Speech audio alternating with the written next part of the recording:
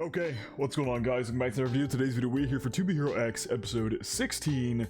Last episode we started Ghostblade's arc and it was honestly my favorite episode in a while. It brought me back into the show. Throughout the last couple arcs I've kind of, I don't want to say disenchanted because I've still enjoyed the show, but I haven't been as interested or as hooked as I was in the first two arcs. Not even close.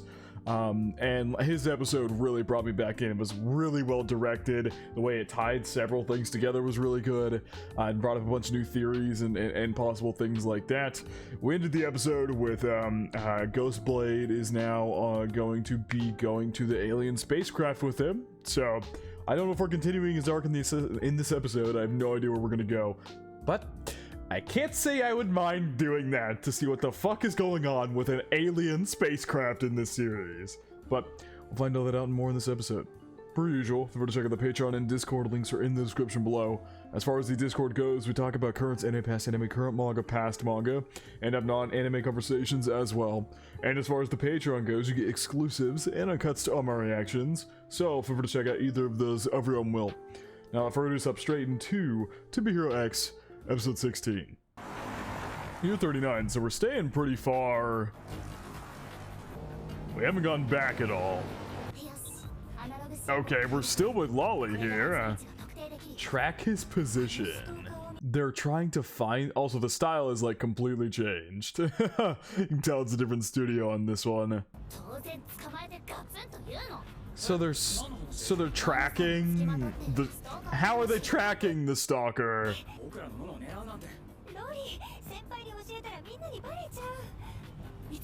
Little does she know that it is her, literally her father.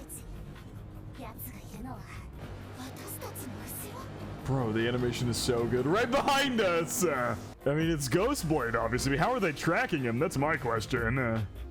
Why is the animation going so crazy? Is he literally... I thought we were... Is this him heading to the alien spaceship? What is... I guess yes. Yes, it is. Because that... Okay, it makes sense. Lolly and Nono... Nono? I think it's Nono. Whatever. They work for her dad, who is the one who is going to the alien spaceship wreckage, to which... Okay, I don't know how I didn't put that together at the end of last episode that they would probably be there too, so this makes sense. I'm just being slow. Also, the animation looks so good this episode. What? It looks nuts. Yep,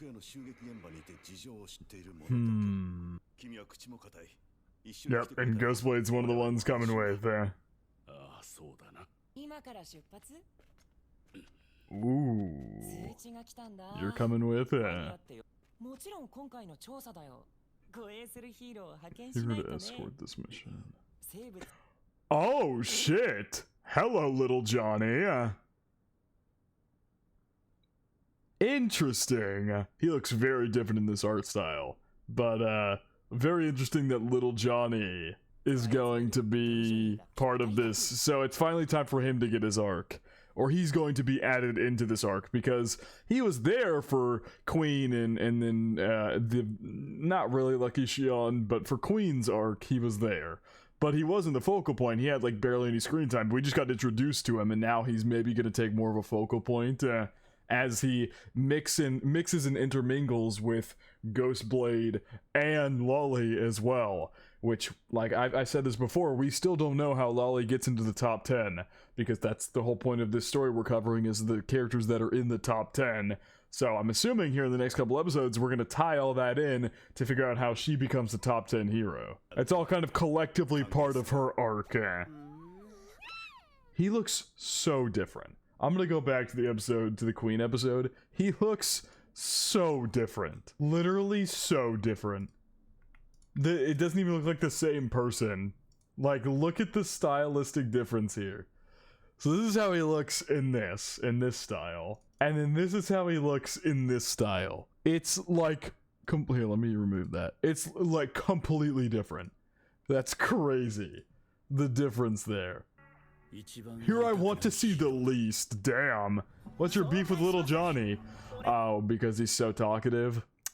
He's so talkative and just social with people. I get it. Overly familiar. What was that analogy? They're overly warm like a slow cooker, but except their warmth stops at the surface? Interesting analogy. Is there a whole insert song playing here, I think, on the radio? Doesn't quite like mine. Uh-huh. Yeah, I can tell he wasn't your biological son. Or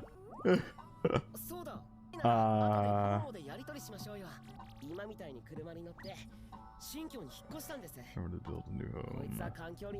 You know, someone said, like, why didn't he just text? He could have texted, no, he could have texted, like, his wife to have conversations, but I'm curious if, like, his trust value literally makes it so he cannot communicate with anybody in literally any way. That might be the case. Like, he could only, like, nod or something like that. Like, he can't even do anything. Can't write, can't text. Fighting with the local kids. You really are talking about him like he's an actual child. Yeah. You make me think of the past. You know, I wonder why, because if you go back to that flashback in the beginning of last episode when Ghostblade killed that guy, and I think Sheng was his name, maybe? After that, the giant kaiju creature appeared, which we have theorized to be Big Johnny. We theorized that all the way back in the Queen episode when Queen and Lucky Shion are driving together and he pops up. So I'm very curious if that has some connection to do with the beginning of last episode.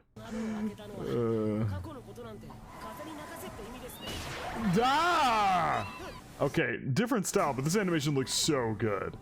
I said that at the beginning of the episode. I'm just saying it again because it just does. Why is he crying? Oh my god, he's really crying. The tears are getting on Big Johnny. He changed it to a new song. Oh, that's... He thought changing the song would shut him up or something, but it started playing one of Lucky Shion's songs. Maybe we'll have some deep I don't think that's how that works. He literally can't speak. So, okay, yeah, there you go. I was about to say, does little Johnny just not know that he can't talk? But there you go, he does. Yeah, I guess. Oh, new song.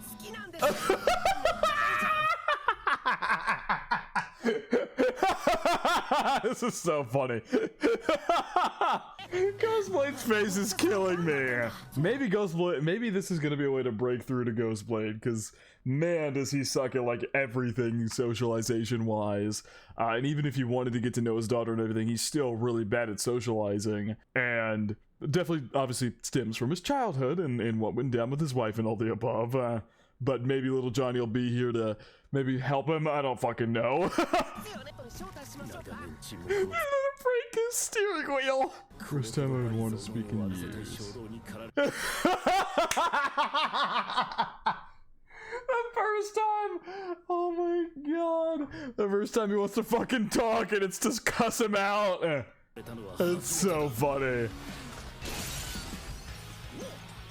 What just happened? Did Ghostblade punch that or did he do that? Oh, something landed out. Oh my god, is that Lolly that just landed outside? Something just landed on their vehicle. Jesus! Yep, it is her! Oh my god! Little does she know this is Ghostblade and her fucking father! Oh my god. So beginning of the episode, they noticed that he was behind them, and so they thought he would. I bet you they thought he was stalking her and literally following her out here in a vehicle. And so Lolly was like, "I gotta stop him! I gotta attack him! He's following us!" When he's here on assignment. They're just playing the Lucky Shion song is killing me during this whole thing. Oh my god.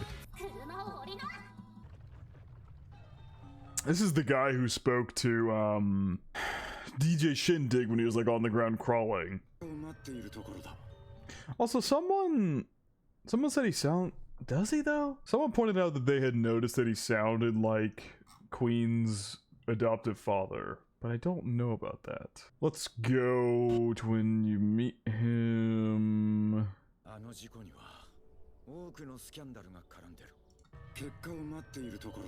Oh, it does. It's slightly modified, obviously, but it does really sound like him. I can't even deny that. Anyway, what did he say? I did not read the subtitle at all. Okay. You're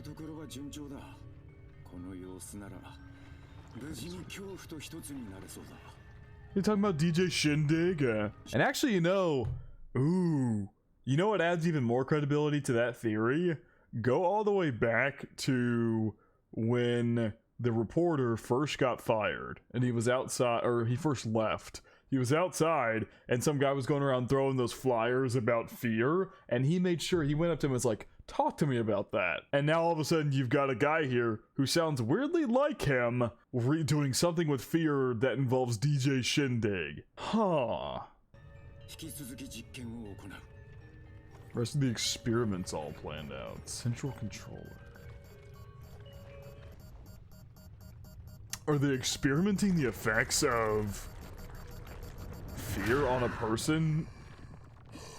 Oh my god, that's definitely DJ Shindig. Try to see if I can see like hair or something like that to identify. Can't really see it though. I want to say this is the same people who did, oh my god, is this where we reconcile and figure out what's going on? But trying to say something.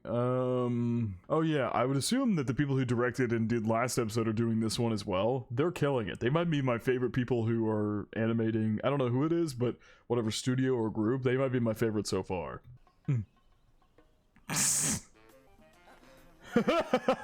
Does no not know how to interact now that she's figured out that it's her father? Also, I love her fit. The like orange, I love that. It looks great. Well, he does not like him. He does not know. He just doesn't know how to interact. It's just so awkward. Could have known Ghostblade was the creep stalking Nono all this time. Yeah, now Ghostblade, if you can write, man, you need to write out to explain the situation away. They all think you're a creep stalker.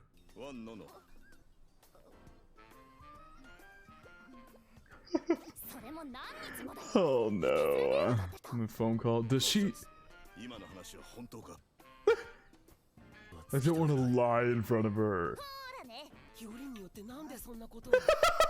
Even little Johnny.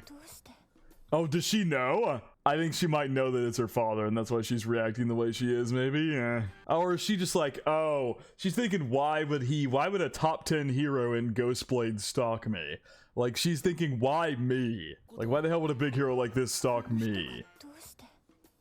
Maybe, deep thoughts in his eyes when we discussed emotional. You didn't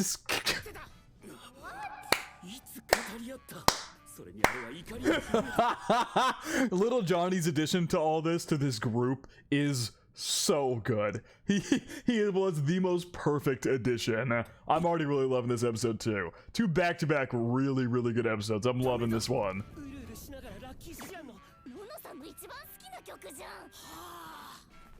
Oh, she's getting all embarrassed over there.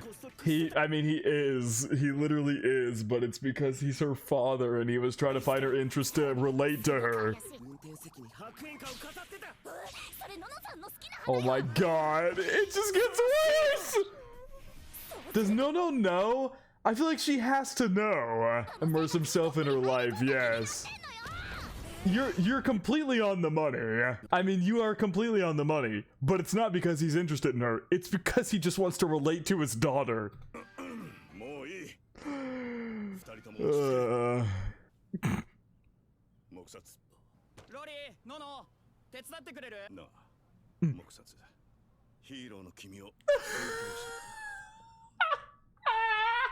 He's confronting him like, so Ghostblade, you know, I've always respected you as a hero. Okay. Does he know that that's his daughter? Does he know? He's a middle-aged father. No, he does not. No, just nobody understands that that's his daughter. And I'm starting to believe he can't write or type. No. He's not falling in love. That's his daughter. No. So many bad misunderstandings. The way he was so fervently denying it, like, no, I'm not in love, no. Oh, the misunderstandings are so brutal. No. He loves her as a father. Voice crack. Of course you do, but it's just, oh.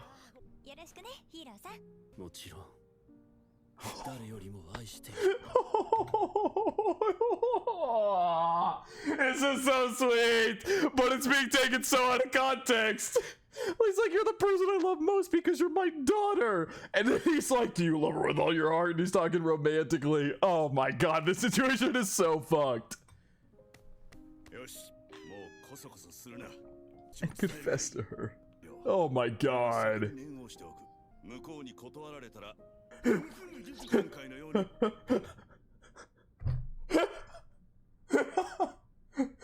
it's just because it's late. I'm recording this really late. But oh my god, this is so funny. This whole situation's so funny. They're just not giving him a chance. And he can't defend himself.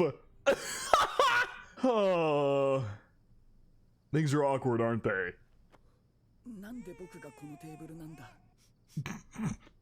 Things are so awkward here. Maybe they're just like, he stalked her, and then I guess they're just like not taking it super seriously.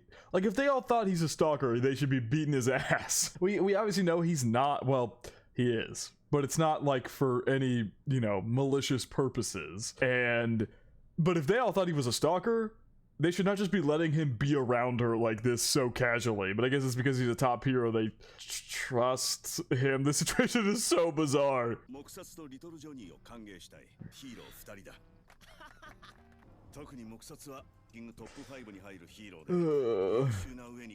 Kind and passionate hero. Oh my god, he's trying to he's trying to like hype him up. He's trying to hype him up. He's like, he's an exceptional, kind, passionate hero. Oh my god. Oh, Jesus. Did I fucking spit everywhere? What the fuck? I think I got water from my water bottle in my hand. Kind.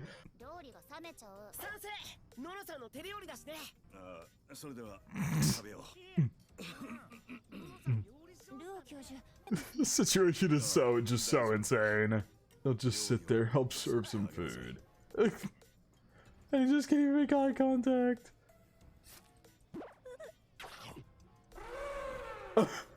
He just ate it all.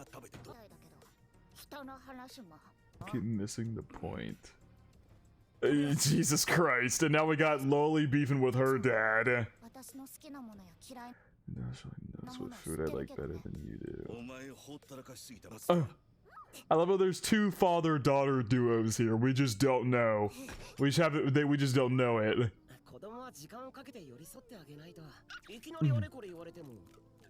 Mention them once in a while doesn't work. Damn.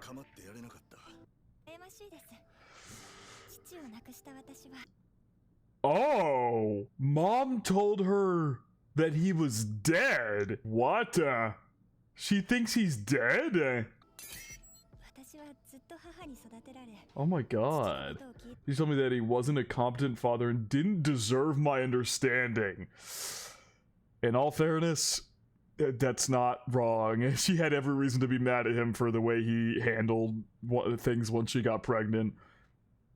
She had every right to be mad at him for that. And he wasn't there raising the daughter at all. He only got his head on straight and actually wanted to be there for her way later. Although he wanted to understand her way later. That's what I was trying to get at there. He was always watching over them and protecting them, but he only ever really tried to make a connection with his daughter way later on. Oh, she's tearing up. And he's sitting right there. Ghostblade breakthrough, please! Stand up from the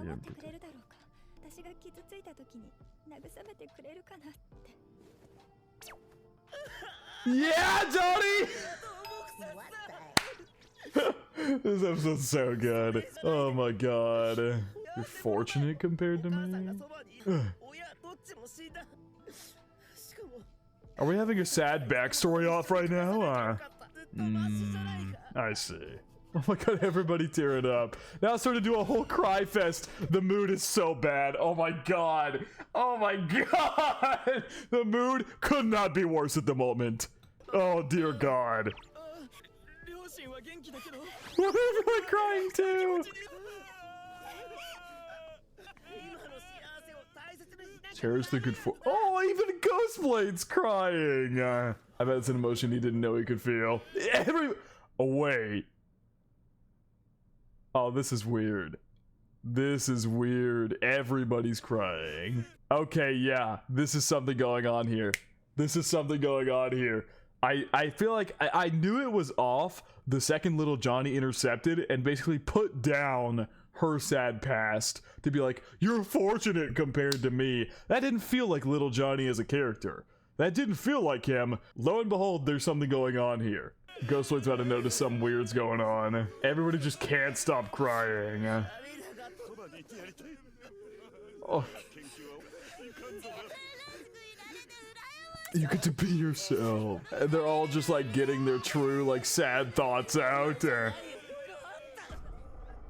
Yeah, Ghostblade knows some shit's going on. Oh my god, he's got a fucking knife. I mean, yeah, clearly something's going on here. Oh, giving her the jacket. Oh. Is this DJ Shindig doing this? Because we know he has the ability to manipulate other people. That was his main hero ability. So maybe, or his trust value ability, I should say. So maybe now that he's got the fear factor, it has evolved into he doesn't have to be playing that music anywhere to affect anybody. It could just happen over a widespread area. We're lucky we have Ghostblade here with us in that instance. He does seem to be struggling a bit. Even if he is resisting because of his innate lack of understanding of emotions. Oh god. DJ Shindig versus Ghostblade Part 2. Dude.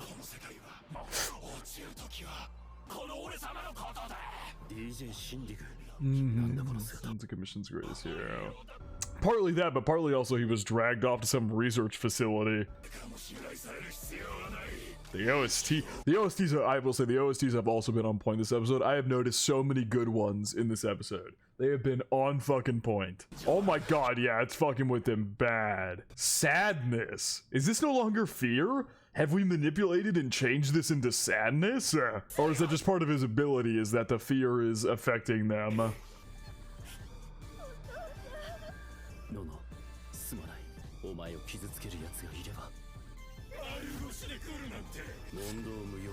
Well, he just brought the knife out. Oh, that's cool. He had slid it up his sleeve. You underestimate how strong this dude is. Then again, he's also DJ Shindig now has crazy abilities, and also Ghostblade is weakened at the moment. But the fear should have leveled DJ Shindig up. Whoa! Yo! What the fuck?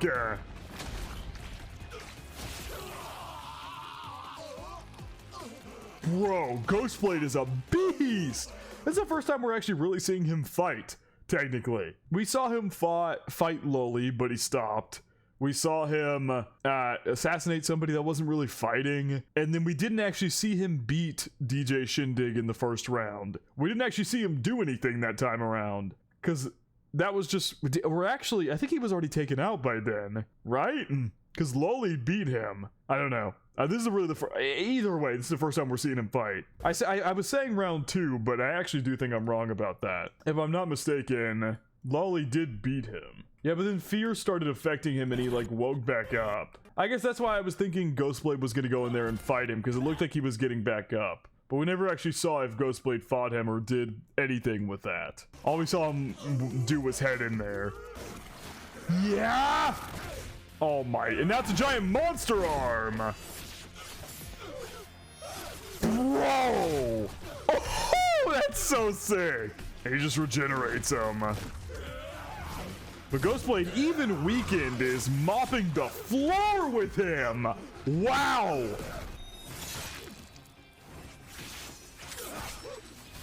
He's doing this with a kitchen knife too, not even his main weapons. Holy fuck. There goes all your gear. He cut off, did he cut off his legs? Oh no, he still has his legs. Is he getting skinnier? I think he's getting skinnier. He's with the more damage he takes, the less he can regenerate easily. Yo! I love the purple like coloring of everything. This looks so good.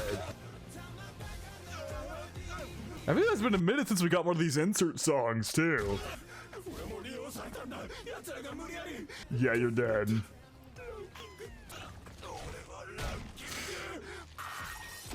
Good night. Jesus.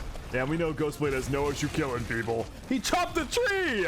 He also demolished the tree. Goddamn. Ooh, that's not good. Don't let that shit infect you. Okay, seems like things are calming down. Yeah, they all got knocked out of it.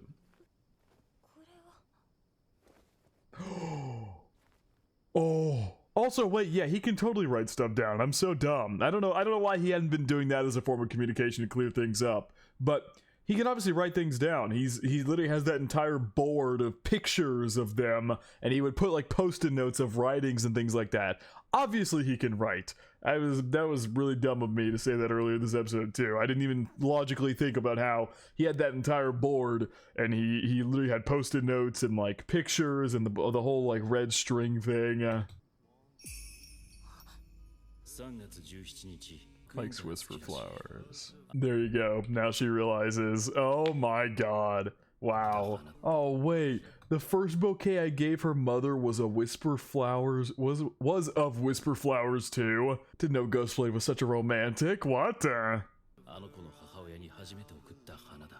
Every blooming season, the fragrance of whisper flowers lasted the longest. Oh. This insert song is not making this easier to digest. Oh my god, my heart. I never used to listen to music. Because even if I did, it's not like I could sing or hum along. Oh. You're gonna make me cry! Oh my god!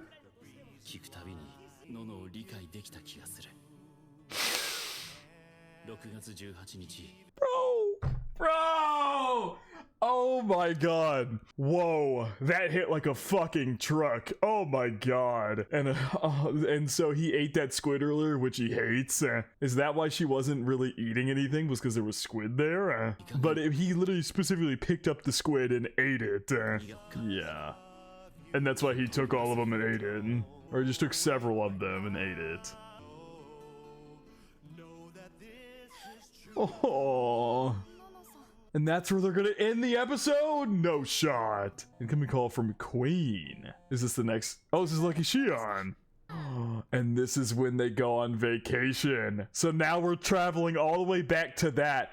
We're getting somewhere. We're fucking getting somewhere, everyone. We are getting somewhere. These past two episodes and the way they've tied things in, so good. And now, because Little Johnny's out here with them, we find out why Little Johnny couldn't join them on vacation. But then if you actually go and look at the Queen episode, where she is ordered to go on vacation, if you look at the end of that episode, they're out in the like desert area where they were. Where everyone is currently in this episode. They're out in that desert area we saw at the beginning of this episode. That's where they're traveling. And so something tells me that kaiju they see at the end of the episode is about to appear. I think this is Big Johnny, and they see it appear, and I'm pretty certain it is about to link in to exactly what is going on in this episode here. We're getting somewhere. I'm back. I'm hooked back again.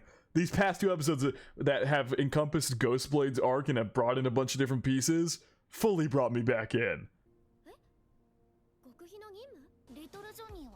Yup, this is his issue. He was crying, and then that thing must have affected Big Johnny as well.